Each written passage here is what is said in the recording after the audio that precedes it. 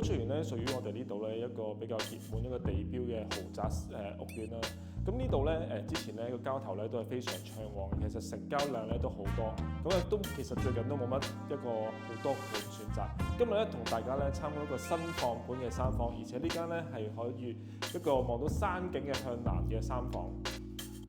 先入到嚟咧，呢個玄關位呢邊咧，分開左右兩邊咧就係工人嘅套房啦，同埋右手邊廚房嘅位置。首先我哋參觀廚房呢邊啦，咁呢邊咧廚房嘅裝修咧都係業主咧全新裝修過，咁就唔係當時一手嘅交樓標準，因為寶翠園咧好多嘅單位咧都係保留咗當時候嘅發展商嘅交樓標準，因為佢樓咧都唔屬於太舊，好多時咧業主咧都係一手咧住到而家。咁但係咧見到呢度咧重新裝修過咧，做晒啲櫃啊，其實側邊都利用咗好多空間咧，做一啲增加咗一啲儲存空間。咁電器呢邊咧望上去咧都係比較新嘅。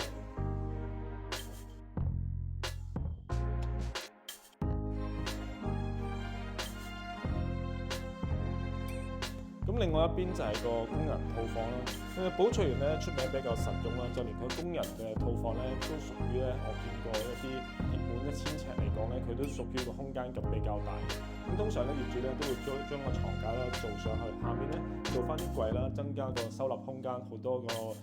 多啲空間嚟利用。而且咧呢個工人房咧都有自己嘅洗手間嘅位置。入到嚟就係成個客飯廳嘅位置啦。首先飯廳呢邊咧業主咧做咗啲鏡面啦，增加嗰個空間感，望上去空間大一啲。咁咧寶翠園咧有好多客咧就係介意佢比較鑽石型嘅客廳。咁其實咧都通常好多業主咧將佢呢度拉平佢咧，咁做翻一個長直廳咧就唔會有擺傢俬嘅困擾。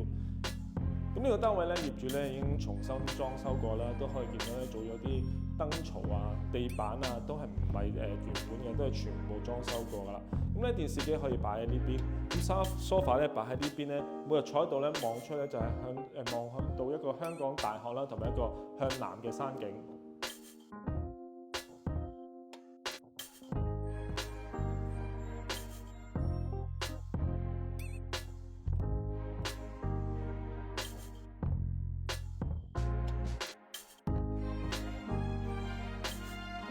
可以再到嚟呢個睡房區啦，成個單位1057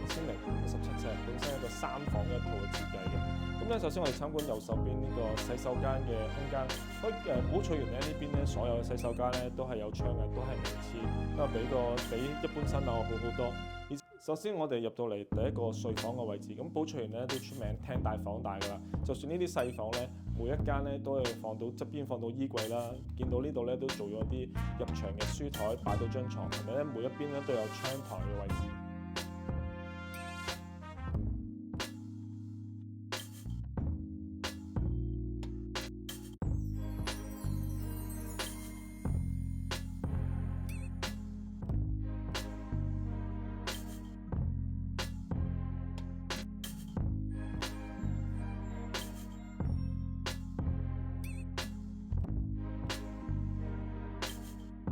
原本3房1套嘅設計咧，業主咧將個主人浴室咧就推咗出外邊，變咗一個3房2廁。咁咧最後我哋嚟到主人房嘅空間，咁咧入到嚟咧主人房右手邊咧本身已經預留咗一排嘅衣櫃嘅位置，做到上頂咧都可以見到咧儲存空間咧比較多。咁咧中間可以放個大床啦，3邊落床，而側邊咧都仲有好多空間咧，俾業主咧做一啲儲物嘅空間啊、梳妝台啊咁樣樣。